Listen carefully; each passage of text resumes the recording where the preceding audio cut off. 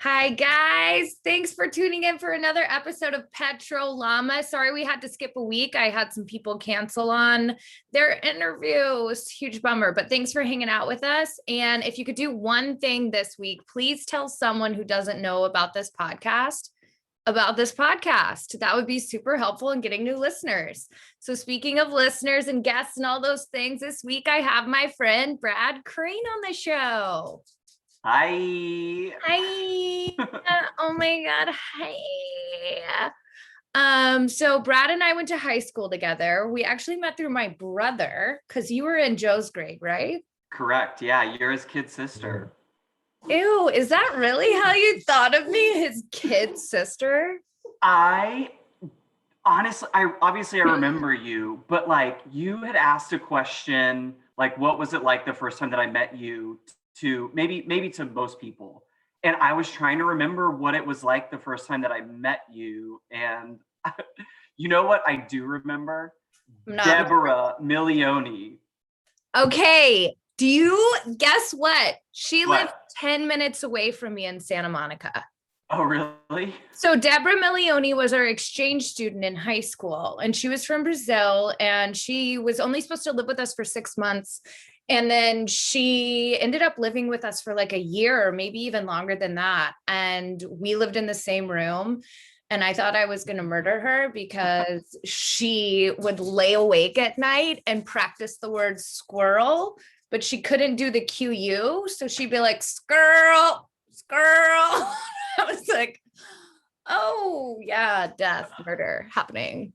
But I'm actually going to hang out with her soon and get coffee. And yeah, I haven't seen her since she lived with us. That's wild. You know, I was connected with her on Facebook for a long time. And then after I got off of Facebook, you know, I dropped off the face of the earth. Yeah, I love that Deborah lived there for a year, and you definitely remember her. And I lived there all of my goddamn life. And I remember can't remember when you met me. I don't remember the first time we met. Okay, I'm mad because I do. You do? Yes. What happened? Okay, so you were over at our house. We were like sitting on the couches, and I was trying to convince you to change your name to Bradson. That's what Deborah called me. Is that why?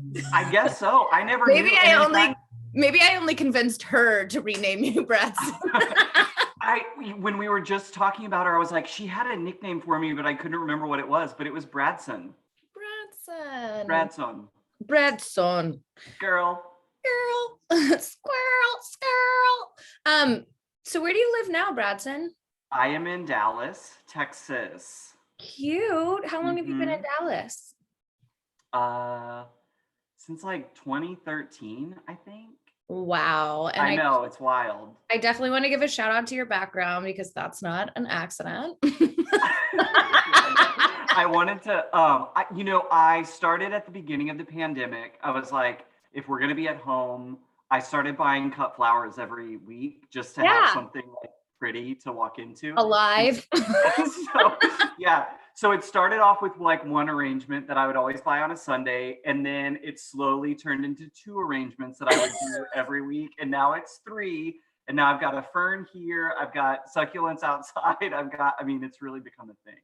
Yeah, my therapist recommended I get a plant every time I was sad, and so now I have a lot of plants. But I love fresh cut flowers. Those are my favorite. Are you okay? Yeah, I'm actually great. I'm really good. What are you doing now? Are you a florist now that you collect flowers? I just go cut flowers out of people's every Sunday. Don't even go to a florist. You just cut them out of someone's yard. Yeah, I've got a lot of really pissed off neighbors. No, I work for it's a healthcare company that specializes in technology. It's very exciting. Wow, sexy. I moved up to Dallas. My first real job out of school, I was recruited by Target. And so I was working in HR for Target. I started dating a guy when I was down in Houston. He was up in Dallas. You're gay? Huh? Oh yeah, right. Oh, listeners, if you can't see me, visibly I present super gay. And if you can't tell by my voice either. I'm gonna hate listening to this, by the way. Yeah, I do every week. So Uh, um, but yeah, so I moved up here with Target, taking on a little bit more HR responsibility and blah blah blah, all that boring stuff. And so I've been in HR ever since. I got my degree in biochemistry, which why? Um, and then go figure. There's no money in science.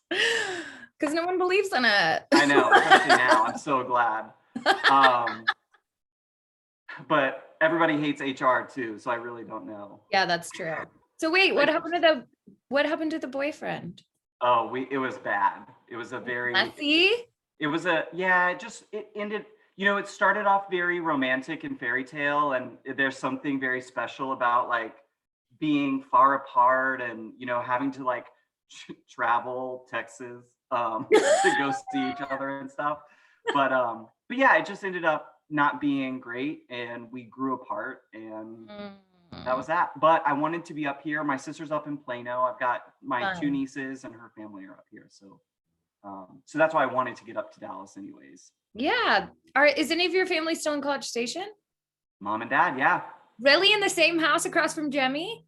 No, not anymore. Although I saw the Burkharts the other day because we went to go check out the house. They painted it gray. Huh? I know, brick. Anyways, and Becky was outside doing yard work, and I like waved at her, and she of course invited me over, and I had my sister with me, and my sister didn't know the Burkharts like I did, so she was like, Yeah. and then like Bob came back. They were doing yard work, and Bob came from the backyard and said hi and stuff. But they moved out of that house maybe like 2015. So they have a kind of a ranch and some land out in Welburn. Okay, come up. Let's go. How often? Yeah, so they're there, and then I've got my cousin she's a dean at the vet school. Oh wow. So she moved. They live in College Station now, and then I have an aunt and an uncle that moved down the street from my parents and used my dad as their home builder and used my parents' blueprints as theirs. So it's like two mirror houses. Yeah. Mm-hmm. You guys need a family therapist. Yeah. Speaking of family therapists, when did you come out to your parents? Was that hard to be gay in College Station, Texas? That's like 9 questions, by the way. Yeah. Well, so to answer your first, I would say sort of in summary, it wasn't that hard to be gay in College Station. I think that my high school experience and sort of like who I surrounded myself with, like we were little nerdy kids. It was 4 girls. It was Leslie, Nicole, Kristen, and Valerie. I became super close with them in middle school. They were like super nerdy, whatever. Starting in like freshman year, all of a sudden they were like the hot girls in school, and I was like their weird little friend. None of them knew I was gay. And so they sort of protected me throughout high school, which was amazing. So that part was, looking back, it wasn't that hard, honestly, as far as. When did you come out? So I started coming out when my mom, you were talking about how you used to tan illegally after school or whatever. And I had done the same thing. There was like a little tanning place, and I was driving, and so anyways, whatever. They obviously don't do their homework and like check your ID and stuff. But when I signed up, I gave them my address, and they started sending Brad Crain things to my house. So my mom intercepted some mail from the tanning place, and she it was like in combination with a few other things, like she had been hearing things. I don't know. I had started going to being gay, there weren't a ton of out gay kids in school, Yeah. but we had A&M right there. So it was a very easy like bridge through the internet to meet people and, sort of like develop an older friend group that I could, engage with and stuff. And so I wasn't a huge drinker, but I would go and hang out with them a lot. And Yeah. those stories, and of course, through like high school embellishment, you would start talking and, as we were like painting signs for homecoming and, building things for prom or doing whatever for student council, I would have these conversations in these people's homes whose parents were there and the parents talk and stuff. Uh-huh. So then when the tanning bed paraphernalia and propaganda started coming to the house, my mom kind of cornered me one day and she was like, well, you have a lot to respond to, or something like that. And I was so, I was so in my head about what coming out was gonna look like. Yeah, I'm sure. That I said, hold on, mom. I went upstairs to my room and I started like writing what I was gonna say because I expected it to be like this huge fight or something. Yeah. Tears or, whatever. I really didn't know what to expect. And it wasn't from her specifically. It was just, that was all that I had ever seen. It was like, Yeah. you come out, you're found out, your parents find out, you're out. I was never worried about that necessarily with mom, but I was scared. And I expected it to be this very dramatic thing, very cinematic, right? Yeah. And so I was like writing stuff down and she's yelling at me from downstairs. She's like, what the fuck are you doing, So I finally came downstairs and I bet you were choreographing your coming out. so who knows what she was really thinking I was doing. Like hiding stuff, like in her mind, like I was pulling down like bongs and shit from my closet and like throwing them out the window. I really have no idea. But I finally ended up going down there and I like was shaking with my little paper. And in my head, I was like, I know I'm gay, but I was like, I feel like it's an easier sell if you say you're bi, whatever. Really? Yeah. So I came out as bi to my mom, whatever, to my mom. Was your mom like? Right, yeah. Like when I recount this story, I always use the word sterile. Like she was very clinical. There was like, it wasn't even bad or good emotion. It was like emotionless. It was, okay, I hear you. And that was kind of it. So like my desire or my preconception that it was going to be like this huge dramatic thing where either we end up yelling at each other or like embracing in tears or whatever it was supposed to be in my head. It wasn't. It was like, that was that. And, beyond that, I don't remember much else of that conversation, except I remember us beginning to talk about like coming out to dad. And when I was growing up, dad and I have made a lot of progress, but it was tough. And the idea of coming out to him was not in my plan.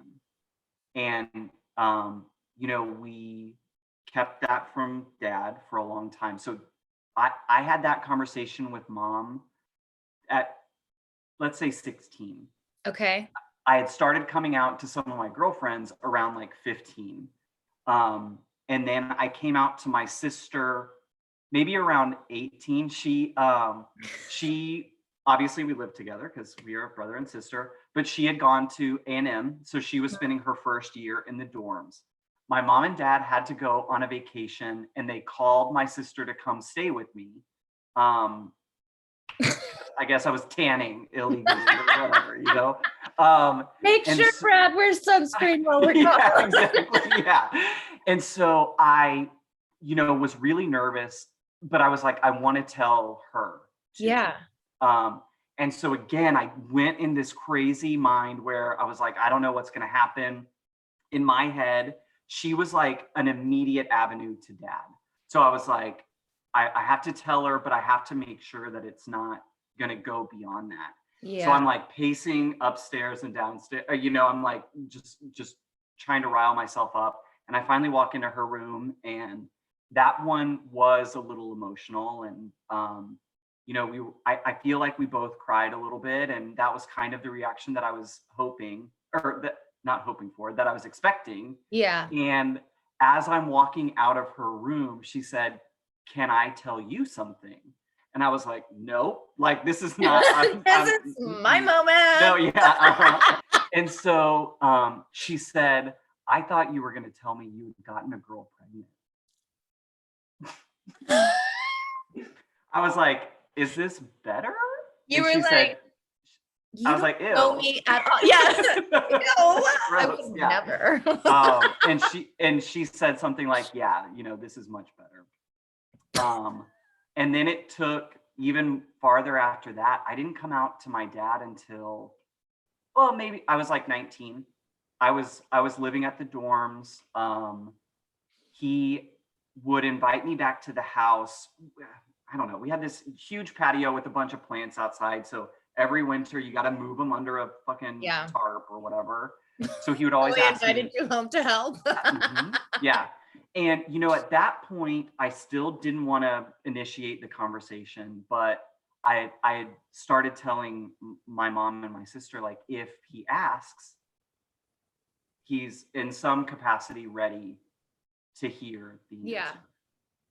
And so. And why were you so afraid of your dad? Was he like super religious, super manly man? Like, it was like super like masculinity, even growing up, I played tennis and I was in theater and I did more academic stuff rather than like football and, even baseball and basketball and stuff. I slowly, I let all of that shed because I wasn't into it. And so we just, there was hardly any common ground that either of us could really find.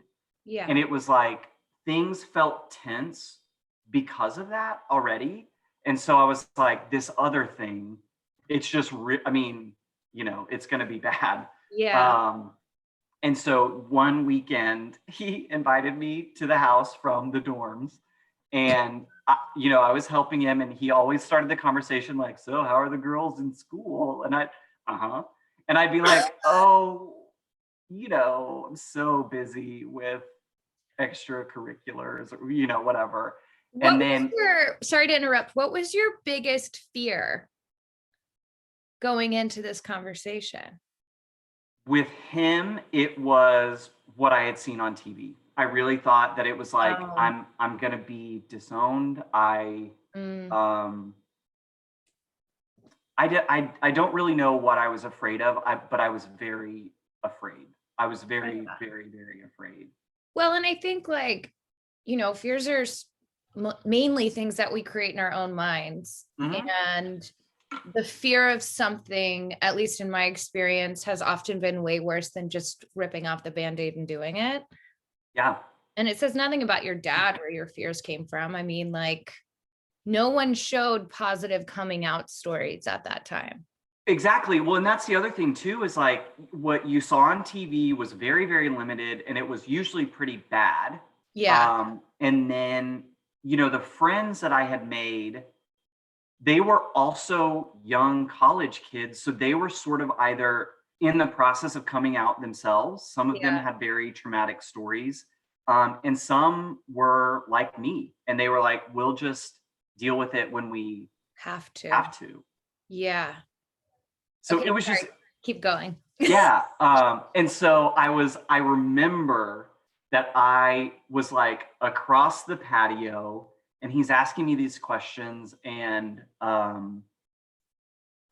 have a plant in my hand, a big pot, and I'm facing away from him, and he said something like, "Do you even like girls?" Like that. And so, yeah. And I was like, this is it, I get, this is it. So I said, in my head, I was like, I've been lying by omission for 6 years, you know, however long it had been. I don't 5 years, whatever. Well, and I mean, you And had running space between him. mhm. You also had the weapon. Correct. Yeah. I had a heavy object in my hand too. But keep in mind that was me in early college years, which I was functioning on a diet of vodka and cocaine. So I was Ew. like real thin. So this plant was real heavy. You were rail thinner than the rails you were doing. Exactly. Yeah. And you know, my stamina was super low because my heart could burst at any moment. So like, So you were just already sweating. I know. I'm like, I'm not built for this. And so I finally did. I was like, Dad, I'm gay. And he said, God damn it, Bradley, like that. hmm So that started a very rough next couple of years, because then it came out that my mom and my sister had known for a little bit longer. You know, there was all this, it was just super complex family dynamic stuff. And he just felt so out of the loop and probably disrespected and Yeah. all of that. So it was a rough few years. And then he finally sort of started to come around. And I don't know what spurred that necessarily, Mm-hmm. but you know, there were periods of time where we just wouldn't talk at all. And so I don't know if it was just time Mm-hmm. or you know, maybe he saw how other families were and we weren't that. And, you know, he Yeah. realized that he had a little bit of control over that. And a lot of it was like, I think his idea of what me being gay meant is you come out as gay, then you're dressed as a woman. Like I feel like he just presumed that that was kind of going to be the route that I Yeah. was going. And so And you were as only going to time went talk in on, high-pitched voices from here on yeah, out. exactly. Yeah. And ask him what his favorite glitter is. Yeah. And so as time went on, that didn't happen. So I guess he was like, okay, this is just fully who Brad is. And that's kind of where we're at right now. We're actually in a very good spot. Great. I love It's that. been a long time since I've really thought about like that conversation. Sorry for bringing it up. No, it's okay. It's good. It's good.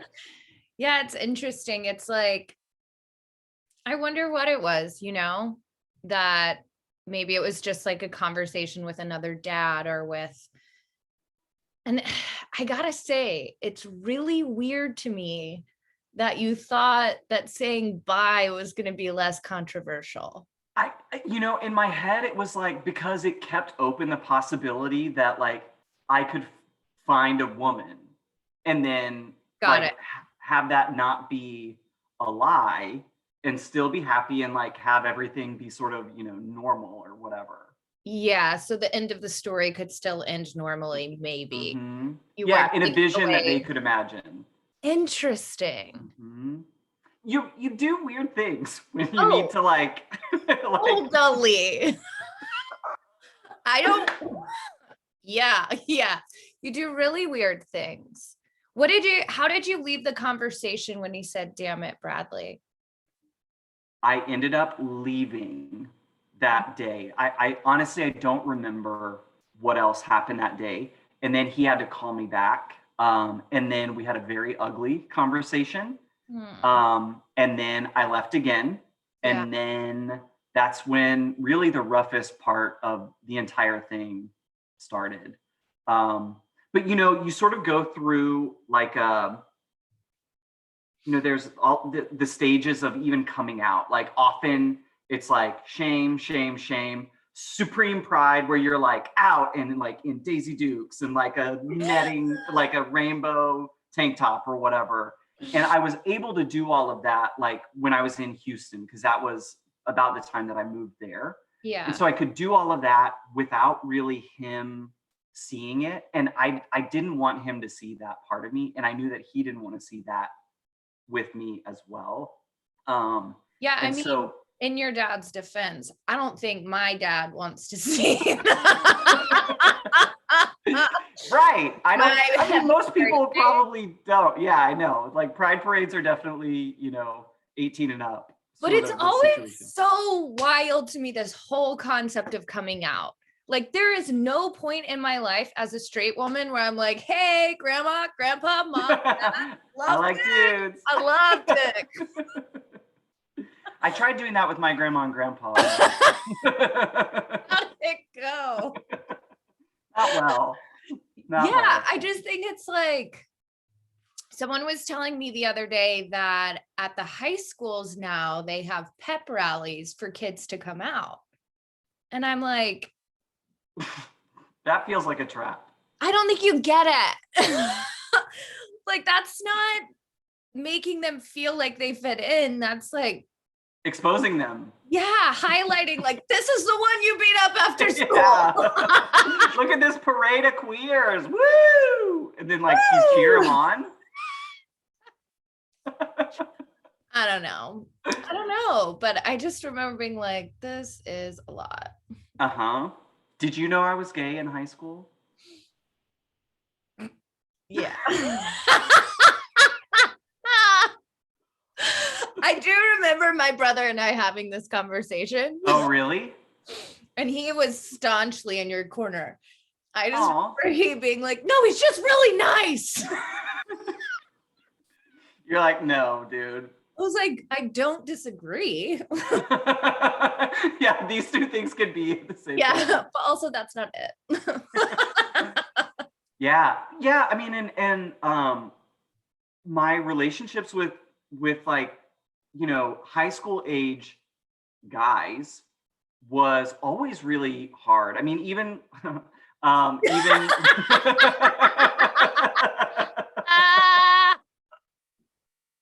gotcha. But yeah, that's why, I didn't develop many friends with like dudes after freshman year. I had my little group of girls and they were my protection from, what I thought would be a really bad experience. Yeah. In school.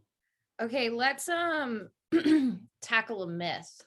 Oh, okay. So I assume that it was, and correct me anytime here if I'm just wrongly assuming things, but I'm assuming it was hard to make guy friends because once a guy knows that you're gay, he assumes you're going to hit on him.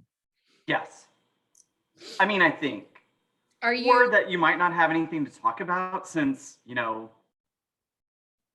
not into girl. I don't know. I don't really know. I mean, I think that that's a part of it for sure. Or that you'll turn them gay. Have you turned a straight man gay? Yeah, several many. Absolutely. Yeah. Uh-huh.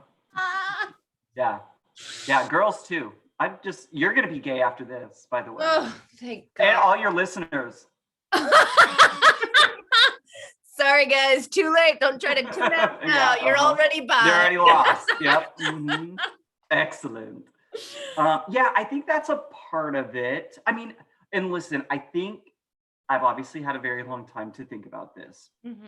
And I think that it kind of says something about how often straight men feel they behave when it comes to like sexual predation or whatever. It's like, okay, this person will be unable to control whatever instincts they have because I am unable to control my own instincts. It's like a very strange. Mm-hmm. I've never even thought of it that way. Mm-hmm. Yeah, that's why like women. Well, it's like if I treat women this way, mm-hmm. I don't want someone to treat me that way. Yeah, that's exactly what it is. That's what I've always thought. The whole bathroom situation, like with trans people, like that's what this whole argument boils down to. It is not that they have an issue necessarily with trans people. It is that they are worried that straight men who are gross will pretend to be trans so that they can then do this. And it's like this weird, I don't know. It's like, teach your sons better, Right? Like, I am so sick of people telling women like, oh, well, like, you shouldn't be walking home alone at night and you yeah. shouldn't be wearing that and you should be, doing all this stuff. Fuck that. Men should not be harming women. Mm-hmm. How hard is that? Like, why are we still at fault? That Yep. woman in London, that's just like fucking wild. Yeah. The whole like Me Too thing was, is, I guess, hugely, it was just like revelatory because I'm in a very big family. My mom is the youngest of 9. I've got tons of cousins, and we have little pods, obviously, depending on our age. And so 2 of my cousins one is like a year above me and about 6 months to a year below me. And when the whole Me Too thing came out again on Facebook, I saw them post it before I knew what it was. And then I just began realizing how disgusting like dudes are when they feel like they can just do whatever. Anyways, and that really kind of kickstarted my own feminism already, even though I was already kind of a staunch one, just Yeah. because I think a lot of my protection growing up was because of strong women. It wasn't me doing it. It was like often they were like protecting me even from myself, but Yeah. from everybody else too. That's so cool. We're glad to have you on the team. Glad y'all are on my team. Are you kidding me? Hell yeah. Duh. Yeah, it's been interesting, right? The whole Me Too movement. Like some people get it, some people don't. But I will say I've been thinking a lot lately about cancel culture. Uh-huh. And it's something I really struggle with Why? because I feel like, okay, the end goal is to rid ourselves of this, right? Sure. So if that's the end goal, we are now making it so if anyone gets found out, they're canceled forever, goodbye. There is no redemption, there is no ignorance, there is no moment of education. There is no way back. And so I feel like that specific solution actually encourages men to just hide it better Yeah. than it does being like, oh, fuck, I messed up. That wasn't cool. I didn't know, like, whatever it happens to be. Like, obviously, there's a line somewhere, right? There's not going to be a perfect solution for everything. Like, Mm-hmm. you raped someone, you should probably go sit on the bench for a while. But I do wonder with, like, what's actually going to bring us to the end goal that we want to be at? And Mm-hmm. is just canceling anyone who did anything 10 years ago or said something incorrectly or like whatever, is that the best course of action? I go back and forth with this because I think that people would be open to redemption. Mm-hmm.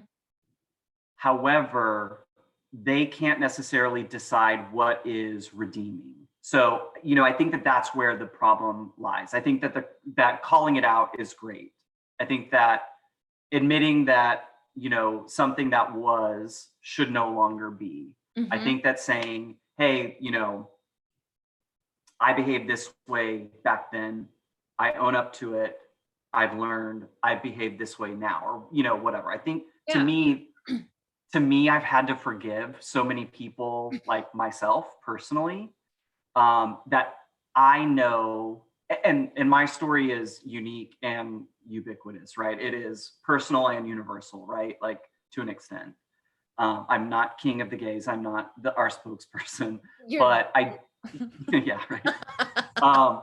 But I do think that even in most people's families, there has had to have been some sort of coming back together, if only because it's like you're going to be stuck in a family event with them or whatever it might be. So I think that it is possible, and I think that people are open to it. However, like I can't necessarily teach you what you need to do to make me feel more comfortable. You Yeah, kind of, it's not my job. yeah, you have to do that for Yeah. me, or for yourself, or for our relationship, or, whatever else. And I think if you kind of distill it to that way, I think that most people would be, listen, sexual assault and, racism and all of that, that's a well, I don't know. I guess I was about to say, oh, it's very different from homophobia that I've experienced, but maybe it's not. But um, I think that you've got to, if you're the one being called out, like, that means that you've got some serious work to do. And Yeah. I think that people can come out of it, but you have to, I think people know what is opportunistic. Yep. I think people know what is sincere. Yep. And I think people, we're in a world now where people can keep track of you, so they know if it is temporary or if it is a real kind of change of heart. Yeah, that's so beautifully said, Brad. We love you. You. It's interesting because so it was like about this time last year, I guess. I don't remember if you saw this on my Facebook, but my cousin was put in a mental institution because she started dating a Black woman. Okay. I think I remember something about this. And I tried to speak to my aunt about it, like sent the family a huge text. And, a lot of my family was super against me posting something publicly, but I just did not know what else to do. I did not know what resources. And I felt like for me, that was the quickest way for me to get information and help as soon as possible. Mm-hmm. Because as a family, we had been sitting on it for so long, or what felt like to me for so long, which was probably 15 seconds. So it was Hard.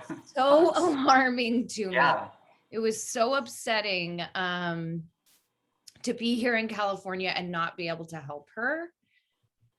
But and like she immediately got help, raised a ton of money for her. She no longer lives in that home. She lives with her dad. She's about to graduate, like all of the things. She's doing so much better a year from now. But I wonder if it's like, do you have any advice for kids that are still growing up in a closed-minded place? And even like that our listeners can share if they have a kid in their family. Like, what do you wish someone would have told you? I wish that people would have been more open about what a safe space kind of could be. Because often, you know, it was, you're so, there is, it is hard when you feel that way in your own home. Yeah. And therefore you don't, that should be the safest place that you have, right? So when that feels unsafe, everything is unsafe. Mm-hmm. And so, I love that there are, especially, getting a little bit younger and younger, that there are like gay straight alliances, and that, you have these very public forums, or at least public faces where, maybe home doesn't feel safe, but there's somebody in your school that does, or, whatever that might look like. It is cliche that, things will get better. Mm-hmm. That is an almost impossible thing to understand when you are feeling like oppressed in your own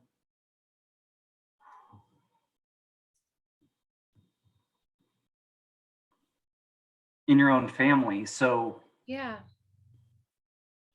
I don't know really what the answer is, but just look for the good people. Honestly, I mean, there's that quote that they say that, I can't even remember what it is now, but yeah, you just got to find your sort of family outside of, people that you might be blood related to, and they will help protect you. I had it, like I said, in these 4 girls that I hung out with, and my home life wasn't bad. I mean, especially in sort of the universe of what could have happened. Totally. Yeah. So I think that is it. And it is a very fine line to be able to express how and why you need protection without exposing yourself to even more danger. It's tough. I mean, it really is. But I think kind of going back, people know what like sincerity looks like, and people know when you're being genuine, and that's what it is. Hell, Becky Burkhart, my neighbor across the street, she didn't even really know it, and I don't even know that I knew it. In a lot of ways, she was also that house was a very safe place for me. Yeah.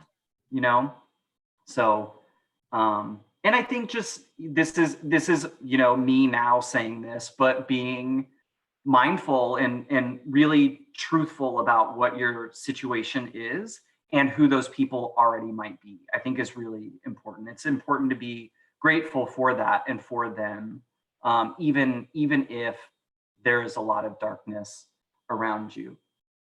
As it gets darker around me, it's so weird. I know, it looked like someone just walked in here. It's so weird. It just got so dark in here.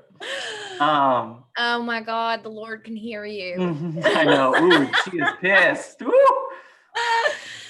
Okay, this is wild, but we're almost out of time. I know. I keep looking at the clock. This is crazy. So quickly. I hope that somebody wants to like sit on the couch with us. You described the podcast as that with one of your girlfriends, that their podcast is like you sitting on the couch, but they can't see you. Yeah. So I hope somebody invisible is on my couch.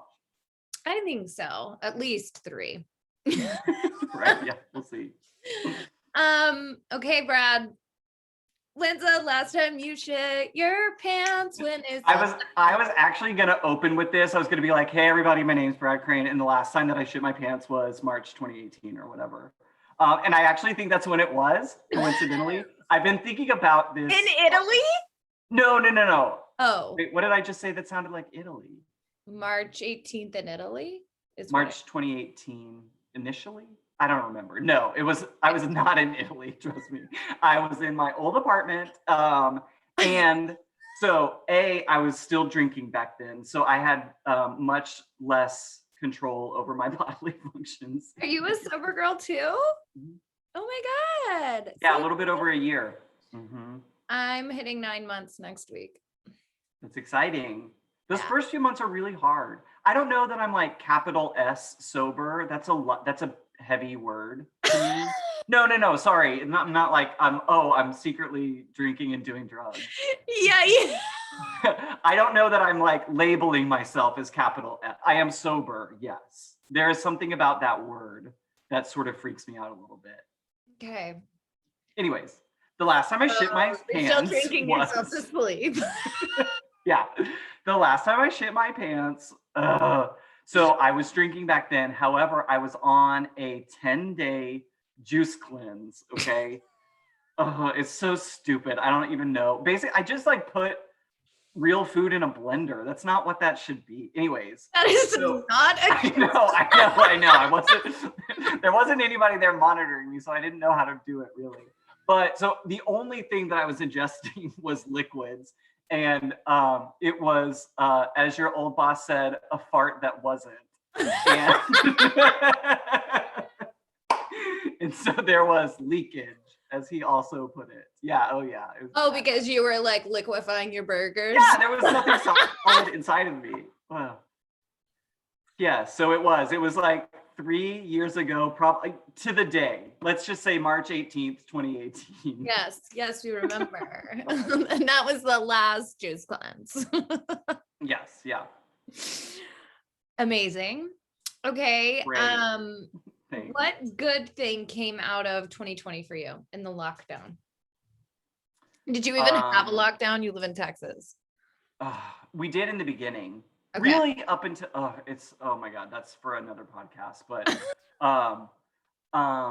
yes, we did have a lockdown, and just quarantine in general. I mean, it tested my ability to like practice self-control with, and evaluate my relationship with alcohol. a part of my issue with my drinking was, for a while at my previous job, I worked remote like 100% of the time. They were out in Arizona. There was truly no oversight. And I was kind of like spinning my wheels a little bit. So I just started drinking at home. Yeah. And so what I did not want to happen was now being forced to be at home all the time and like fall back into those habits. So I maintained like my therapy sessions during that time. I, have not had a drink since November of now 2019. Amazing. So my sobriety had been, my decision to be sober, lowercase s, to not drink or do drugs, was very, very new. And then fucking the world fell, like, it was crazy. And we had just taken a family trip to Nashville. We left like March 11th. Really? We came back, we flew back the day before all of the airports shut down. Like, all of that happened. We were in Nashville. They were setting up for the NCAA basketball championship, whatever that is. And so it was like all this hubbub on the street. There were all kinds of outdoor events that were being set up. Like, we were walking through the city, everything was normal. And then like that Wednesday, it was like a ghost town outside. It was bizarre. All these empty bleachers were still up. Like, random like basketball hoops were in various stages of setup, and just nobody was there. It was wild.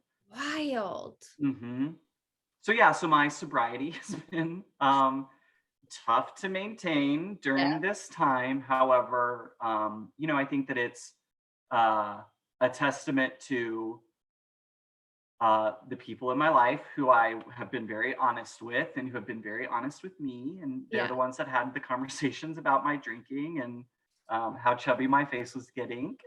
And then, and just kind of like a testament to my own self-control. I love and how to exhibit that. I went through a very similar journey. Yeah. Were you an over drinker like when you were out, or were you also doing it at your house? Yes. Okay. Got it. Yeah. I mean, no one really sat me down and had to talk. It was more like my anxiety and depression meds weren't working. And my doctor was like, how much are you drinking a week? And so I lied and cut it in half. And he's still like, that's too much. Yeah, she was like, you should probably get help. Like, so then I told my therapist and she was like, yeah, I agree. And I was like, did you do any classes?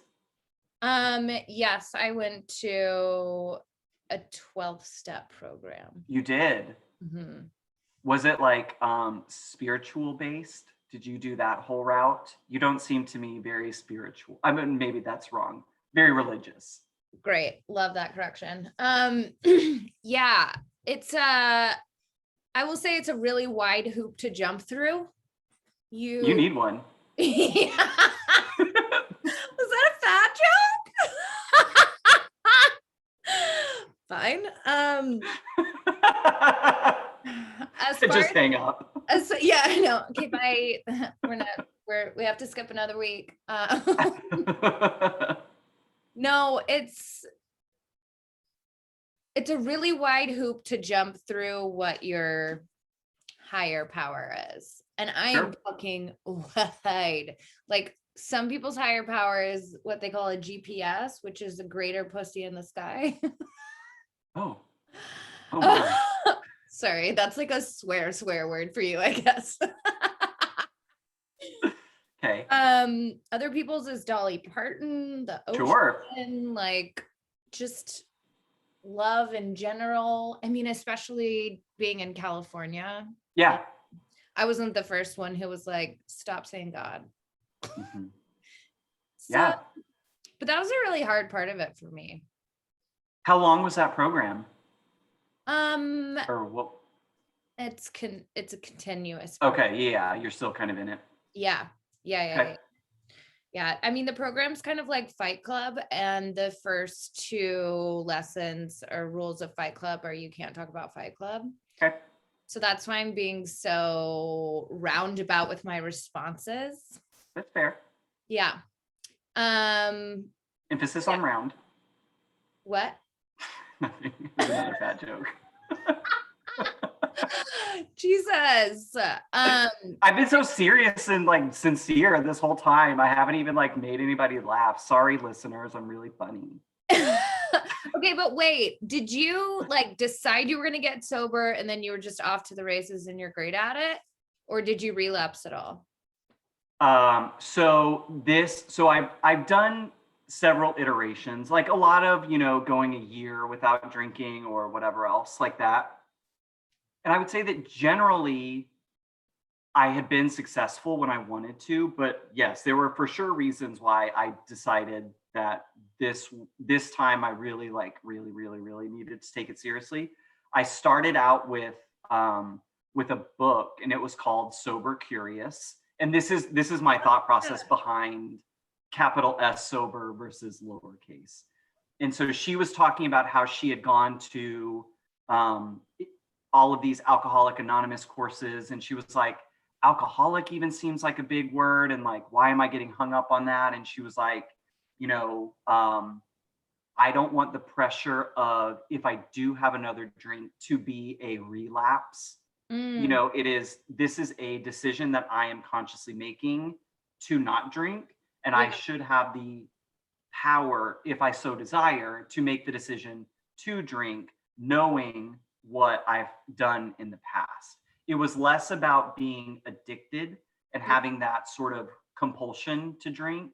And it was sort of, mental gymnastics, whatever it was, but it was sort of her journey to consciously, continuously make the choice not to drink, rather than being afraid of what that next drink might do, kind of a thing. Got it. Yeah, She always talked about, she was like, remember your last drunk, not your last drink. And it's when you like when I remember sort of the fools that I have made of myself in the past, it's very easy to say, you know what, I've been okay without having that person show his face recently. Yeah, someone else was telling me they read a book called The Easy Way or something along those lines. Okay.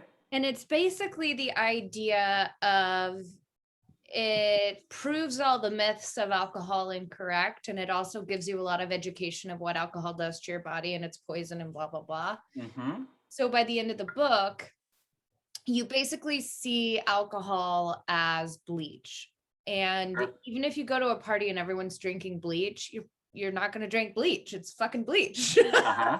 And so it's less about like the temptation or whatever else, but it's more just like you are so educated on it that there's no way you would choose that for yourself.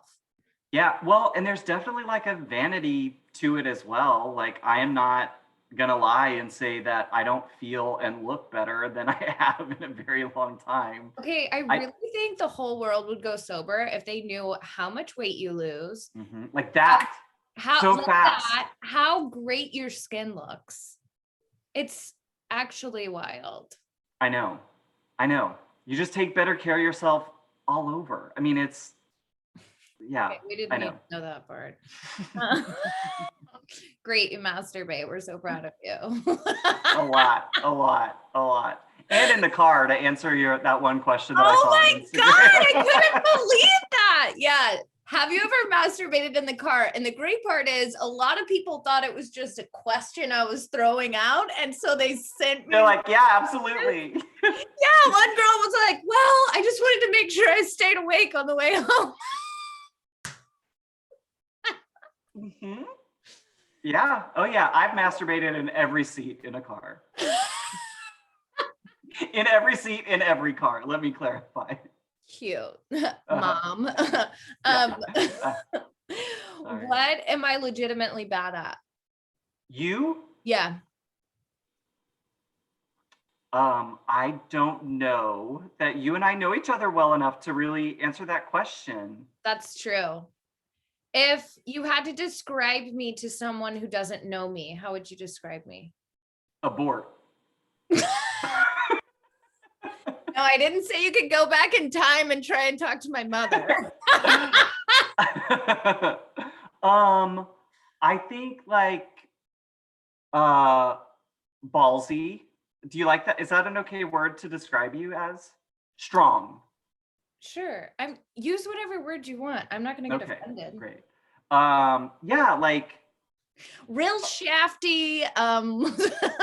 mentally ill. My mom was so offended at that part. She was like, When that was Paula said that not about you or nice. whatever. Yeah. My best I'm a friend. fan. Do you hear this? I'm a fan. I'm listening to you. I know you're like quoting every episode. Do you have a Mhm. favorite episode so far? You know, it was wild. Your old boss sounds truly amazing. Like, Ah. and for a long time I thought he was gay. I had seen him, you had maybe featured him on your featured. He had been a part of your stories or something where it was like Ask Nick or whatever, and you would just ask Yes. him random questions. We Yeah. love Nick. So I liked him a lot. I like how he admitted that he had never heard your podcast before. I was like, what a dick. I know, yeah. It was so wild. And I actually watched the recording of you and Josh Myatt. It Yeah. was such a mind fuck because I didn't really know him in high school. The chasm, him being straight, all of that stuff. I was not, that was not a thing. He was also, admittedly the captain of the football team. Like I was not a part of any of that. But I remember him because I know the family. Yeah. And so in my head, he should have been 16. Like I was like, who is this person? And he had such a deep voice. It Yes. was very weird. And like I went to his I went to the Myatt house over Thanksgiving like last year for a party. So it was just very weird to see him and you again, who I really know as like a young child more than as an adult, even though I consider you a friend and everything. But it was just so weird. I was like, Oh, this is so unprofessional. sorry, it's my mom. Should I answer it? Tell her what I just said about the cars. And so that one was really wild. And it's always interesting. He sounds like such a good person. Yeah. And you make assumptions about who people are based on the roles they played like in high school. And it was so interesting. It was so weird to hear him talk about the pressure that he had on him because of how athletic he was and how high school was its own like maze for him to navigate, and carrying you drunk out of parties and presenting you to your family or whatever it was. What an angel. I know. So he sounded so nice. And that one was, it was just it was weird. It was like, they're talking about stuff that I know, any places I know, people I knew in some capacity. It was just like a very strange. Yeah. Twilight kind of. Yeah, it was a weird thing to watch. Amazing. Okay, 2 more questions. Okay. Last serious one. What's the best advice you've ever been given? 2 things, and I was doing my research. I posted them on my Instagram at Brad Tabulous. Oh wow, that's what we call a shout out, friends. Right. Anyways, and I'm trying to get to 700 followers. Okay. Oh my god, that is so cute. That's so cute. And so there are 2 quotes. My favorite author is Kurt Vonnegut, which is a lot of times like you get an eye roll because whatever. But there is a quote from him, and I'm gonna read it to you now. And it says, "Hello, babies. Welcome to Earth. It's hot in the summer and cold in the winter. It's round and wet and crowded. At the outside, babies, you've got about 100 years here. There's only one rule that I know of, babies. God damn it, you've got to be kind." Aww. I love that one, and I always get so weepy talking about it. And then the other one is, you can't hate yourself into a version of yourself that you love. Wow. Mm-hmm. Wow. Mm-hmm. Fuck, I needed to hear that. Crazy, right? I'll send it to you. Thank you. I have such a tough inner critic. Yeah. That expects me to do everything perfectly the first time and yesterday and Do you find, are you as critical of yourself being sober, or are you any less hard? I'm less hard, but I think it's more like it depends on what. I'm like, now that I'm sober, like I have no excuse why I'm not getting all of this shit done. Like for some reason I don't get to rest now that I'm sober. Right. Well, you also have more time in the day. I mean, let's be clear, like the days are longer. The days are way longer because you have to be present for the whole day. Yeah. No one talks about how exhausting that is. Yeah, you are like, once you're awake, there's no like. You're like, oh, we're doing that. Yeah. Yeah, then the fucking day just happens, I guess. Yeah, it for sure does. Yeah, but I mean, I think like life is a bigger picture. I'm way less just like, fuck it, I'm not in control. Shit's gonna happen and I can either accept it or not. But I think in like a productivity and efficiency way, because sobriety was crunched right in with a lockdown, I just really struggled with feeling productive, efficient, and not basing my self-worth on production or efficiency, mainly because it was out of my fucking control. Yeah. But I went from doing like 6 comedy shows a week to doing none. And I just was like, I just found this thing that I feel like I'm good at and brings joy like I've never experienced it before. Yeah. Now I have to fucking sit down and not do it. And that's been really, really hard. Yeah. Just telling blowjob jokes to the mirror. God, for Joe Senior. My brothers never come to see my comedy. Have you ever had family on this podcast? No, so I am interviewing my mom next week. Oh, that's exciting. Yeah, it's going to be a live recording, which is exciting. I'm going to do a set for about 20 minutes beforehand, and then we're going to sit down and I'm going to ask her why she didn't think I was fuckable before 22. Because that's when she gave me my sex talk. I'm like, oh, really? You're like, sorry, mom. Oh, I was like, ship sailed, bitch. Cute. Okay, last question. Do you have any friends making anything that you want to give a shout out to? I thought about this question. I don't think that I do. Oh, okay. Well, sorry. I know. They're all corporate and uncreative. I don't know. We're all the worst. Shout out to Target. Right, exactly. Yeah. Yeah. This up and coming retail shop. It's going to be huge, you guys. At Target. Go follow them on Instagram. Okay. We love you. Thank you for this. This was so fun. I feel like I got to learn so much about you and you gave such good advice and I appreciate you being so vulnerable.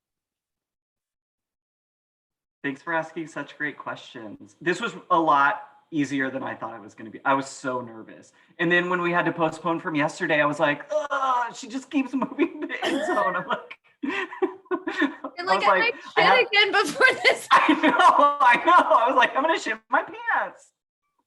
And I did. I lied. Yesterday was the last day I shit my pants. I'm just kidding. Oh, I was like, good. I'm still recording. I'm actively shitting my pants right now. Right now. Okay. That's why it got so dark. Woo. It's good.